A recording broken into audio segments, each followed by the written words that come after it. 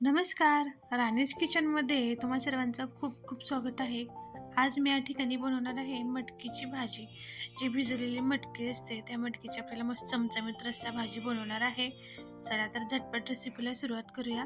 या ठिकाणी मी 2 वाटी मटकी भिजत ठेवली होती रात्री. रात्री भिजत घातली आणि सकाळी आता याची भाजी बनवणार आहे.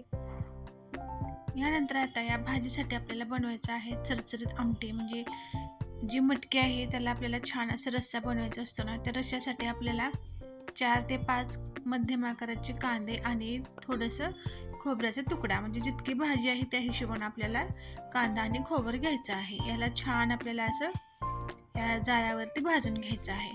खरं तर हे जे असतात ना कांदा, खोबरं, ह्याला चुलीवरती जी इस्तू असतं ना त्याच्यावरती भाजून घ्यायचं असतं. पण कुठं आता आपल्याला विस्तू भेटणार आहे आणि कुठं चुली आहेत आता शहरामध्ये. त्याच्यामुळे आता आपण याला असं गॅसवरतीच भाजून घेणार आहोत. असं भाजून केल्यामुळे काय होतं, भाजी खूप छान लागते. पारंपरिक पद्धतीने म्हणजे जशी आपली आजी वगैरे जे आहेत ना त्या प्रकारची ही भाजी बनते. याला आपण पॅनमध्ये कापून थोडंसं तेल घालून सुद्धा भाजून घेऊ शकतो. पण असं भाजल्यामुळे काय होतं, भाजी खूप छान बनते. आता या ठिकाणी खोबरं आणि कांदे छान भाजलेले आहेत. आता यानंतर सेम असंच आपल्याला टोमॅटो भाजून घ्यायचे आहेत. टोमॅटो 2 घेतलेले आहेत. मोठे असल्यामुळे, जर छोटे असतील तर तुमच्याकडे 3 टोमॅटो घ्यायचे आहेत. या ठिकाणी मोठे असल्यामुळे मी 2 टोमॅटो घेतलेले आहेत. आता या टोमॅटोला सुद्धा छान असं गॅसवरती भाजून घ्यायचं आहे. दोन्ही साईडने आपल्याला फिरवत असं छान हे टोमॅटो भाजून घ्यायचे आहेत. टोमॅटो सुद्धा आता छान भाजलेले आहेत. याला काढून घेतलेलं आहे. याला थोडंसं थंड होऊ द्यायचं आणि याला आपल्याला मिक्सरमधून काढायचं आहे. आता मिक्सरमध्ये काढताना आपल्याला सर्वप्रथम खोबरं आणि कांदा बारीक करायचा आहे. टोमॅटो याच्यामध्ये घालायचा नाही, तो नंतर आपल्याला वेगळा बारीक करून घ्यायचा आहे. टोमॅटो आणि खोबरं या ठिकाणी बारीक झालेलं आहे, बघू शकता. आता याला एका प्लेटामध्ये काढून घेते आणि याच्याचमध्ये मी टोमॅटो बारीक करून घेते. याला धुवायची गरज नाही.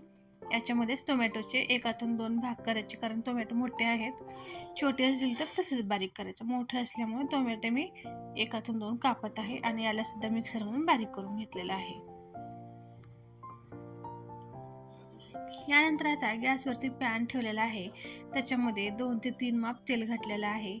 तेलाला छान कडकडीत गरम होऊ द्यायचा आणि त्याच्यामध्ये जिरे, मोहरी आणि थोडासा दालचिनीचा तुकडा टाकायचा आणि लगेच याच्यामध्ये जो आपण अद्रक लसूण वाटून ठेवलं होतं ते याच्यामध्ये घालायचं आणि याला खमंग भाजून घ्यायचा.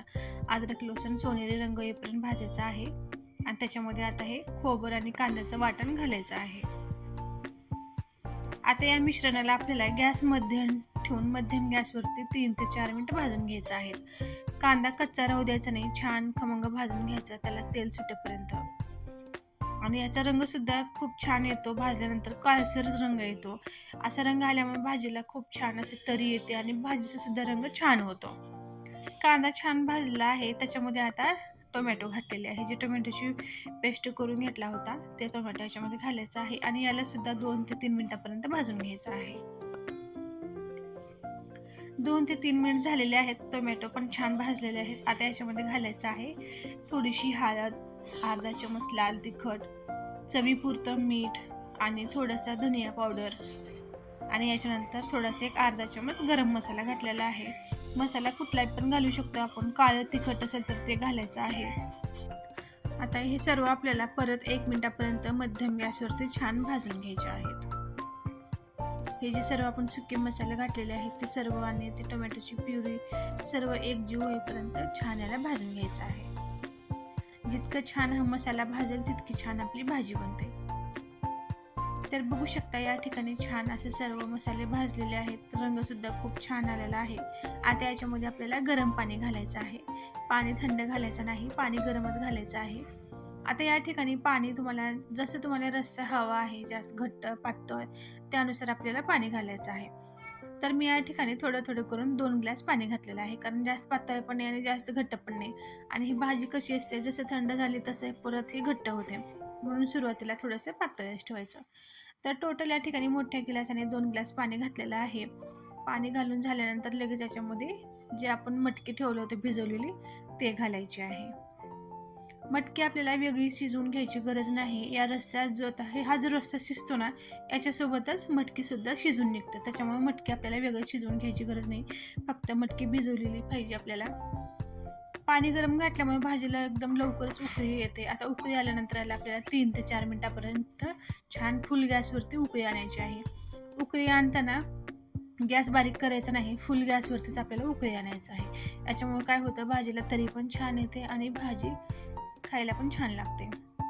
आता यानंतर 3 ते 4 मिनिट फुल गॅसवरती शिजवला आणि गॅस बंद केला, तर या ठिकाणी छान आपली अशी मटकीची भाजी तयार झालेली आहे. खूप छान लागते बरं का ही भाजी खायला, ज्वारीच्या भाकरीसोबत, चपातीसोबत किंवा भातासोबत, किंवा याच्यावरती थोडंसं तुम्ही शेव टाकून जर पाव आणला तर हा मिसळ पावच तयार होतो. तर या ठिकाणी आपली चमचमीत गावरान पद्धतीने ही मटकीची भाजी तयार झालेली आहे. बनवायला खूप सोपी आहे, खायला खूप छान लागतं. रंगसुद्धा खूप छान आलेला आहे भाजीला, बघू शकता. जर तुम्हाला हे माझी आजची रेसिपी आवडली असेल तर नक्कीच चॅनलला लाईक, शेअर आणि सबस्क्राईब करावे.